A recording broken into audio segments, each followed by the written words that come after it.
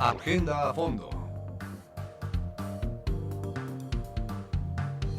Estamos ya en nuestra sección Agenda a Fondo. En México todo el día estamos discutiendo sobre el tema de la inseguridad pública, pero eso en ocasiones nos lleva a distraernos de otros asuntos sustantivos, como el que tiene que ver con la inseguridad alimentaria, con la capacidad que tenemos como país de asegurar precisamente la alimentación diaria de nuestros habitantes. Este es el tema de fondo que analizaremos a continuación con nuestros invitados. Acompáñenos. Agenda a fondo.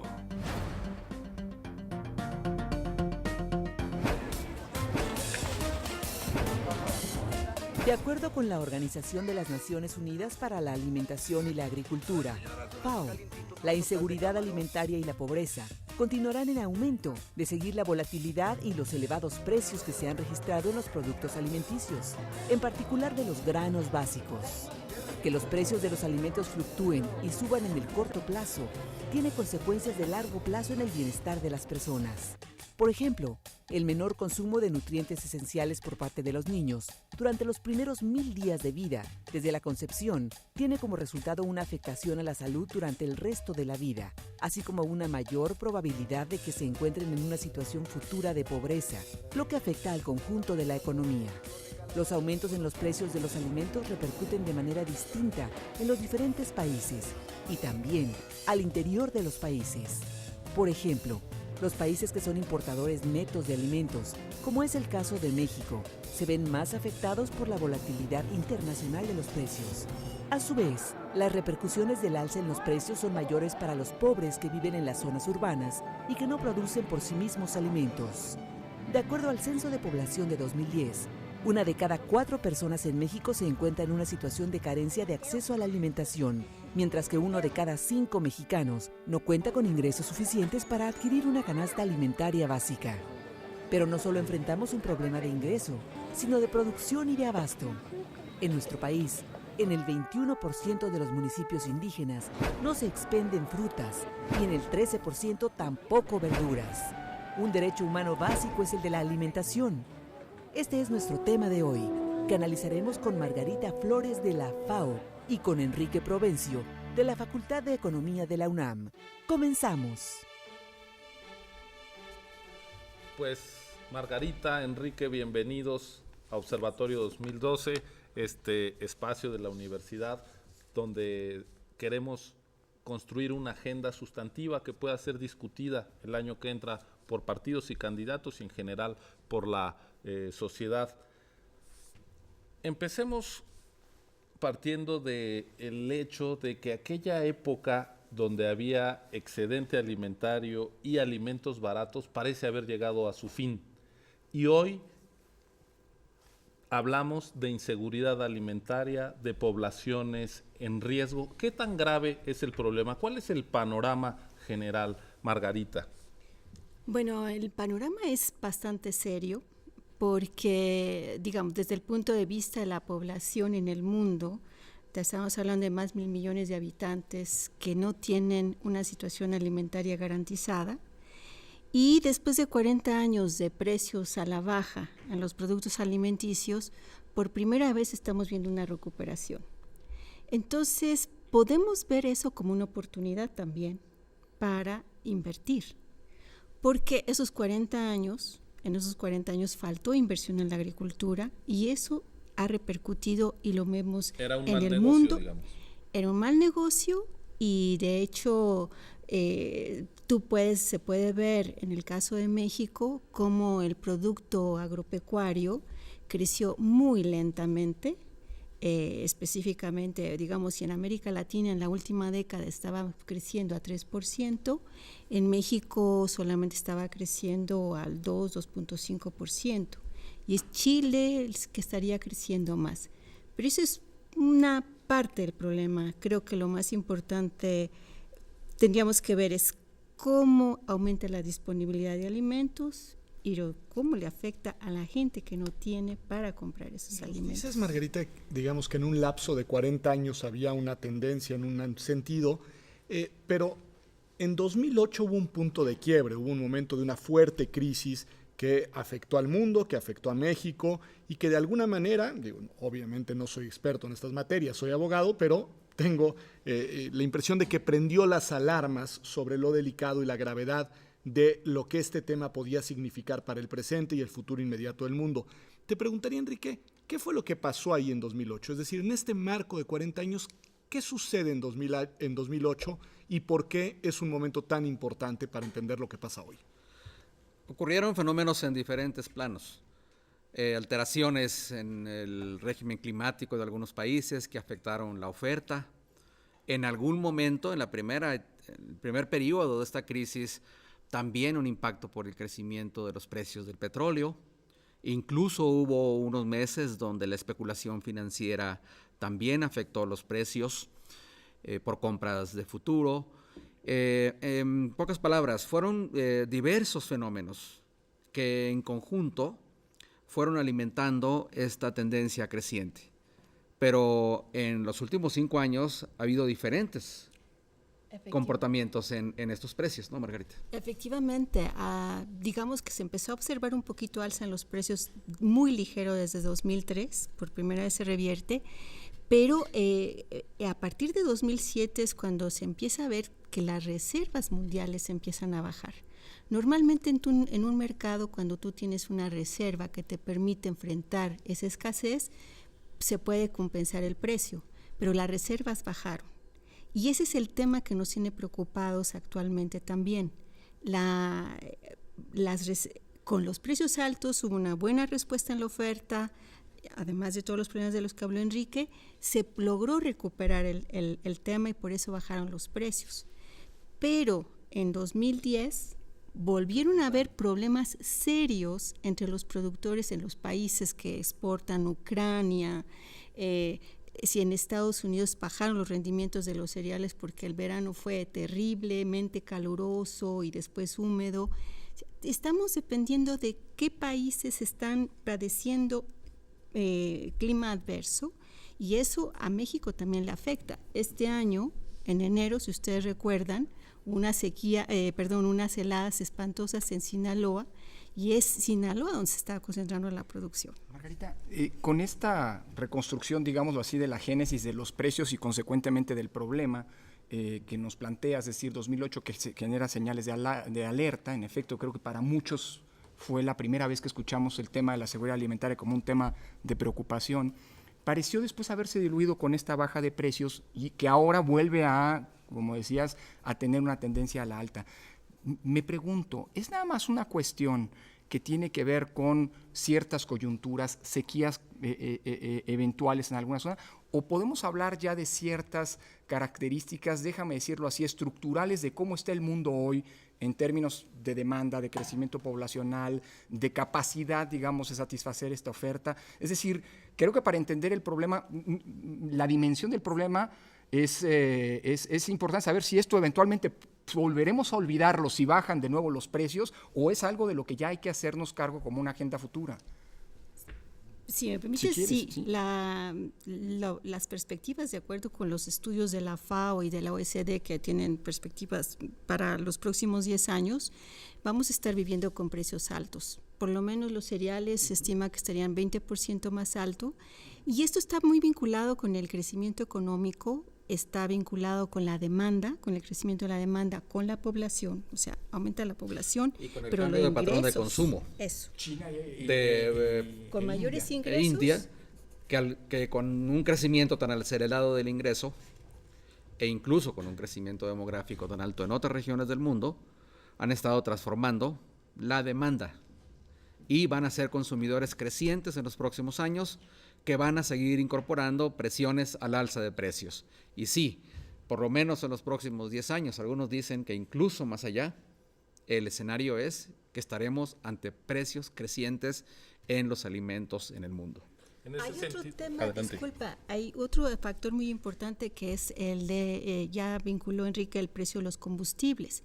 O sea, el precio del petróleo afectó el precio de los alimentos, pero también entonces ahora la demanda de cereales y de oleaginosas para producir biocombustibles también se está quedando. Es un fenómeno que tenemos que considerar que se agrega al tema. Así es, la gente está compitiendo, digamos así, por alimentos escasos frente a otras poblaciones de ingreso creciente y ahora frente a otros usos de los productos agrícolas como son los biocombustibles, y eso tiene que ver con presiones por el lado de la demanda.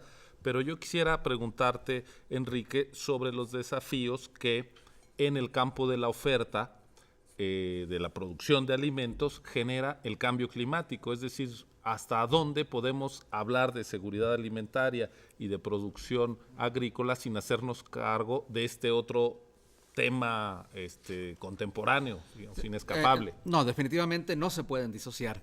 Y todas las estimaciones que se han hecho de lo que nos hablan es que a largo plazo habrá una asociación entre cambio climático y producción alimentaria. Y la afectación a la producción alimentaria será mayor en la medida en que el incremento promedio de las temperaturas siga al alza. Si el escenario más probable se concreta y en las próximas décadas las temperaturas medias se incrementan por encima de 1,5 grados o incluso hasta 2 grados, sí estará en riesgo la producción alimentaria en vastas zonas del mundo. En México en particular, en aquellas zonas que son las que más aportan a la oferta de granos básicos, por ejemplo, y que padecerán un incremento de temperaturas y una disminución de la precipitación promedio de lluvias, habrá una incidencia importante. Y este factor se suma sin duda a los otros que hemos mencionado: cambio de patrón de consumo, aumento de la demanda, entre otros. Ya me lograron asustar, porque lo que les voy a preguntar tiene que ver con lo siguiente. Nos dicen, hay algunas cuestiones, decía Lorenzo, de tipo estructural. Cambio climático, hay una tendencia que se tiene que controlar, digamos, en sí misma y por muy buenas razones, entre otras esta. Hay un cambio demográfico que ha venido a aumentar la demanda a nivel mundial. Hay un mayor crecimiento de la población mundial, pero además una mayor capacidad adquisitiva de poblaciones muy, muy vastas. Y esto viene acompañado pues, por una baja de la producción por estos efectos que tienen que ver con el cambio climático. Bueno, ¿cuál es la ventana de oportunidad, Margarita? Es decir, ¿en dónde se puede incidir para revertir esto? Bueno, claro, tú tienes que tomar en cuenta que entonces estamos hablando de medidas de adaptación al cambio climático y medidas de mitigación ante el cambio climático. Entonces, lo que tenemos que pensar es de que esa inversión que nos está faltando tiene que ver mucho inversión en investigación, en desarrollo tecnológico, en extensión, o sea, transferencia de conocimiento a los productores, y además combinarlo con todo lo que son políticas comerciales y de producción. Entonces, hay ventanas de oportunidad, pero sabiendo que tenemos restricciones. Tenemos restricciones en cuanto a calidad de suelos y la salud de los suelos. O sea, los suelos también se enferman y los deterioramos y los acabamos. Y de lo que se trata es de recuperarlos y mantenerlos. Entonces, son prácticas culturales de cultivo, de manejo de agua también, porque la otra restricción es el agua.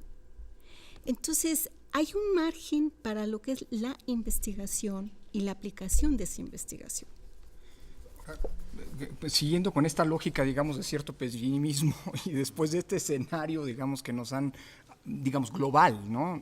Respecto del tema del futuro, digamos así, de la capacidad o de la seguridad alimentaria en general, e intentando aterrizarlo en nuestro país, me parece que aquí la cosa además se agrava porque tenemos, me parece, y esa es la pregunta que quiero plantearles, Enrique, un elemento que desafortunadamente está demostrando en este programa ser una cuestión estructural y transversal a los distintos temas que estamos abordando, que de alguna u otra manera impacta en todos ellos o está presente en todos ellos, que es el tema de la desigualdad y de la pobreza.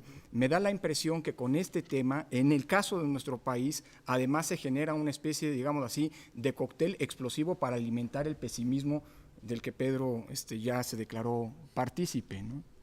Efectivamente, sabemos que de un modo u otro, desde ya hace como 6 años, es decir, a partir de 2005, se empezaron a filtrar al país las consecuencias de este fenómeno que describe y resume Margarita.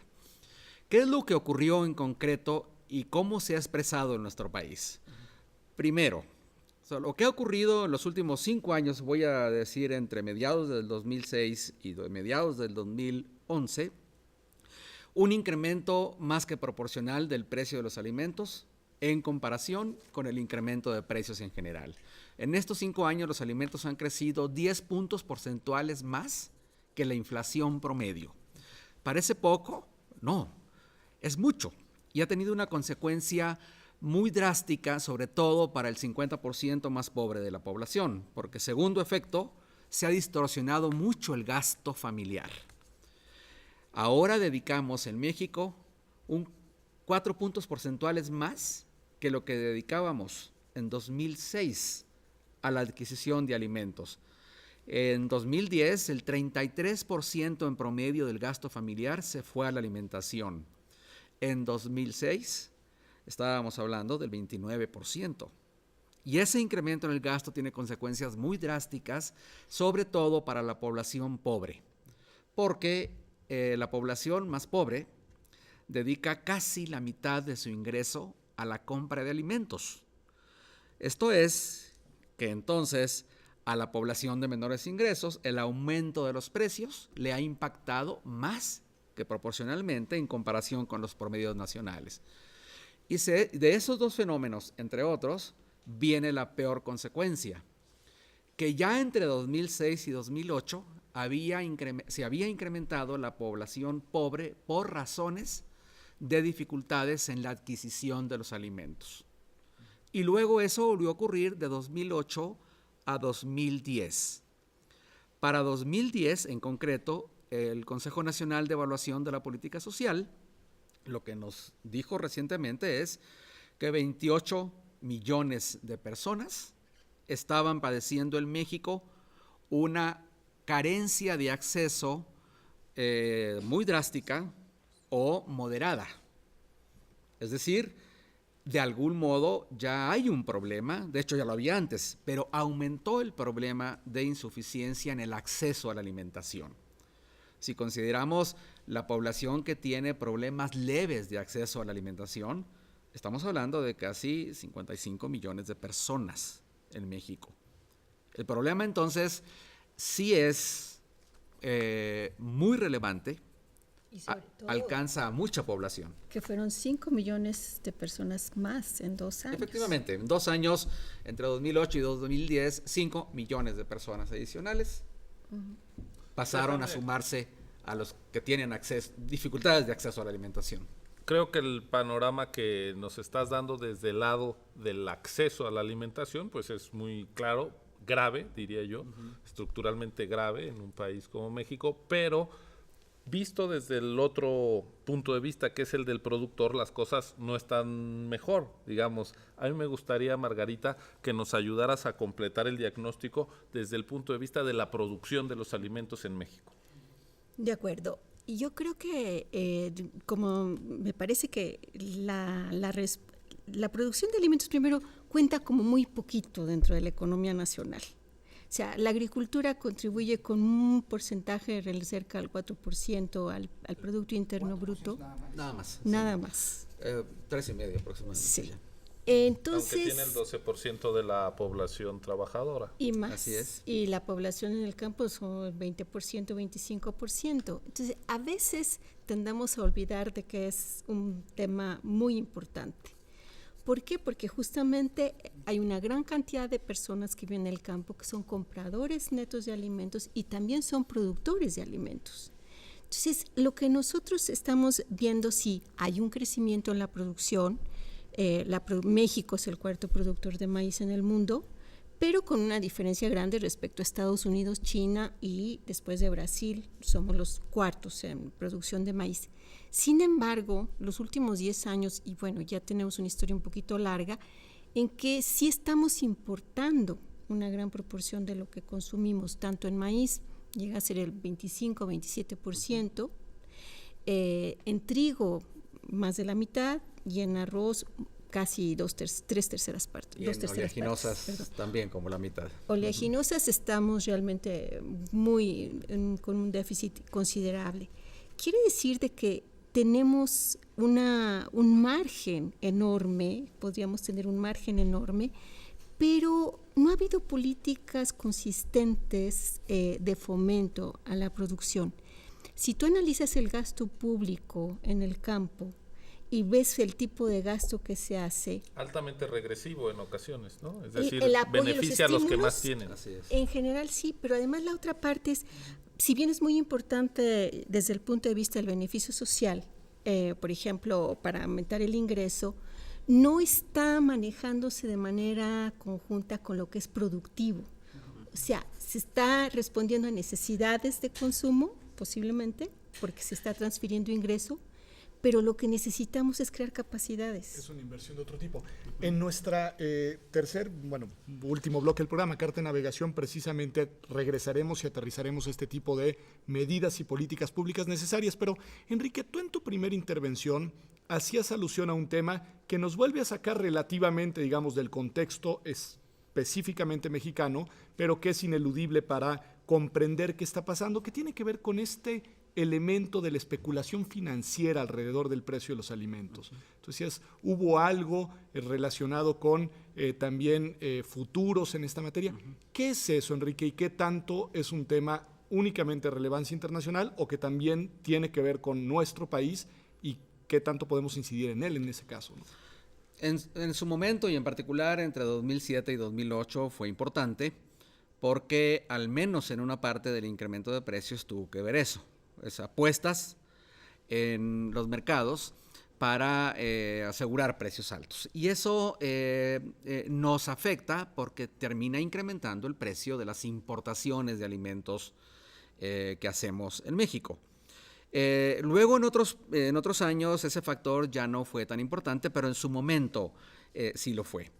Lo que es definitivo es que todos aquellos factores que afectan los precios internacionales sí están teniendo repercusiones en México, porque estamos importando, por ejemplo, el maíz, alrededor de 8 millones de toneladas por año, pero como lo mencionó Margarita, oleaginosas, arroz y en general nuestro acceso nacional a los alimentos está dependiendo cada vez más de las importaciones. Eso es algo que nos pone en riesgo en ocasiones, porque ante incrementos del precio de las importaciones se filtra como encarecimiento a nuestra canasta de consumo. Pero en segundo lugar, al reducir nuestro grado de seguridad alimentaria, finalmente nos está poniendo en riesgo por el comportamiento de los mercados. Y ahí hay un punto que debe discutirse más a fondo en la agenda nacional. ¿Hasta qué punto y hasta dónde es soportable este grado de inseguridad alimentaria en relación a los mercados? Dedicar nuestro siguiente bloque a ver cómo enfrentamos este problema de inseguridad alimentaria, hasta qué margen se puede actuar. Estamos concluyendo nuestra agenda a fondo. Quédense con nosotros. Esto es Observatorio 2012. Volvemos en un momento.